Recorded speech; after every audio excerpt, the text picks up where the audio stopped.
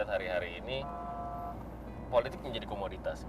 Semua orang berlomba-lomba untuk menjadi sesuatu di politik, bukan hanya pengusaha, bukan hanya militer, pelawak, penyanyi juga mau jadi politisi gitu. Sebenarnya apa sih sebenarnya di balik politik menurut Anda? Kalau kita buka buku ilmu politik ya, salah satu definisi pertama yang kita bisa ketemukan dari arti kata politik itu sendiri adalah bahwa politik itu dalam arti yang baik, dalam arti yang positif itu, politik itu adalah upaya memperbaiki kehidupan masyarakat.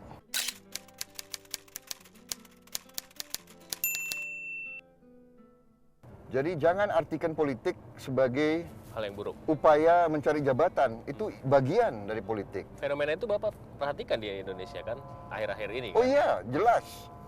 Jelas, itu yang membuat konotasi, membuat pandangan rakyat, pandangan masyarakat terhadap politik seolah sebagai sesuatu yang buruk, sesuatu yang negatif.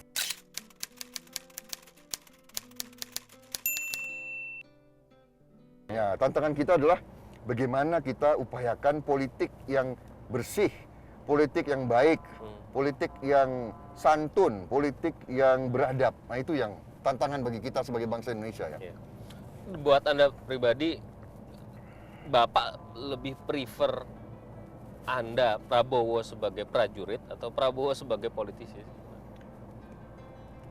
Prajurit profesional ya, prajurit aktif tentunya Ada batasan umur. ada batasan umur. Ya. Itu pekerjaan yang sangat berat secara fisik ya.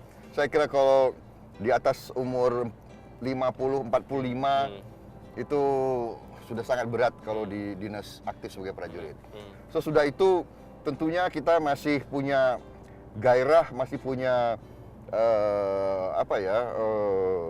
dinamisme ya. Kita ingin tenaga kita, pengalaman kita bermanfaat kepada masyarakat dan bangsa. Saya kira itu. Bapak pernah bilang bahwa sering tertipu di politik gitu. Nggak kapok tertipu politik. Ya, saya kira kita semua harus mengambil hikmahnya. Ya, saya ambil hikmahnya bahwa juga begini, kalau Anda bisa ditipu, sebetulnya itu salah Anda sendiri. Ya kan? Jadi ya itu membuat kita harus lebih waspada. Nggak, saya nggak habis pikir aja. Tidak boleh terlalu naif dan lugu. Yeah. Itu proses ya, proses pengalaman. Artinya begini, Anda sebagai... Makanya sebetulnya ya memang susah adaptasi tadinya dari seorang prajurit, seorang perwira di tentara semua kan serba jelas. Yeah. Kalau jam 8 pagi acara mulai, jam 8 tepat acara mulai. Tapi kita harus sekarang fleksibel ya kadang-kadang.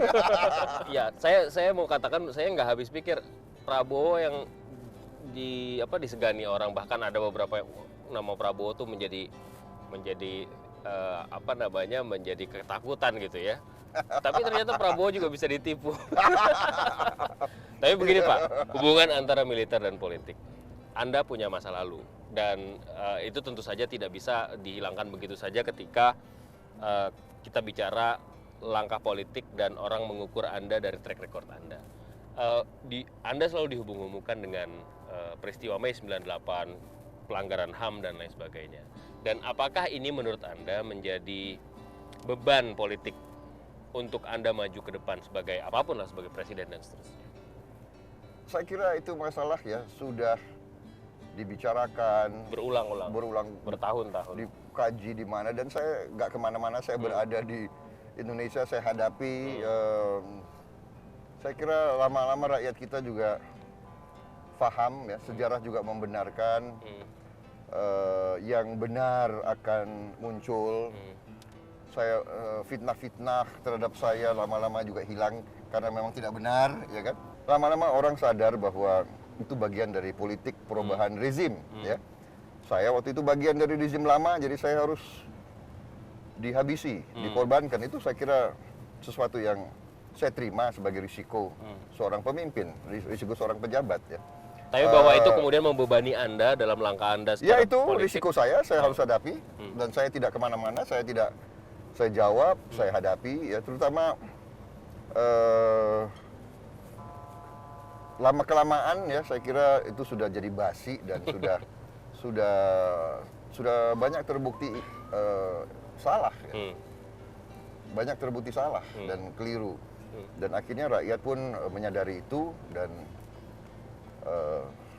tentunya sekarang kalau saya ingin menawarkan suatu solusi kepada bangsa, saya menawarkan suatu jalan keluar daripada kemulut bangsa ini, tentunya rakyat akan menilai apa yang saya tawarkan itu masuk akal.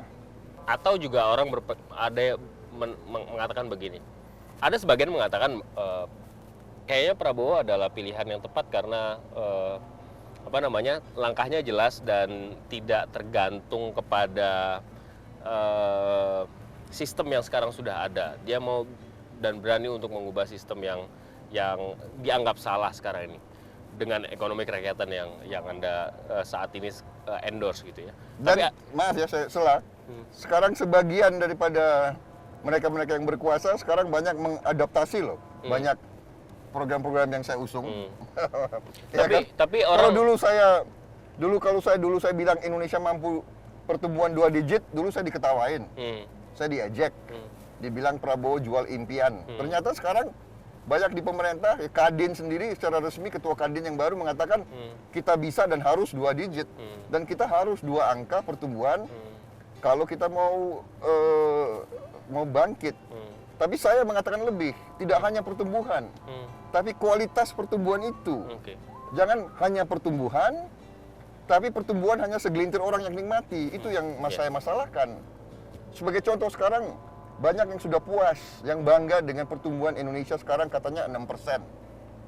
Oke, katakanlah 6%. Tapi 6% itu didorong oleh apa? Didorong oleh konsumsi, didorong oleh pertumbuhan sektor mobil dan motor. Itu mobil dan motor itu nggak ada, pabrik Indonesianya nggak ada, milik Indonesia itu nggak ada, pabrik mobil satu pun nggak ada gitu. Jadi artinya pertumbuhan itu tidak dinikmati oleh bangsa Indonesia. Kiat Bapak itu apa sebenarnya buat Indonesia yang bersatu?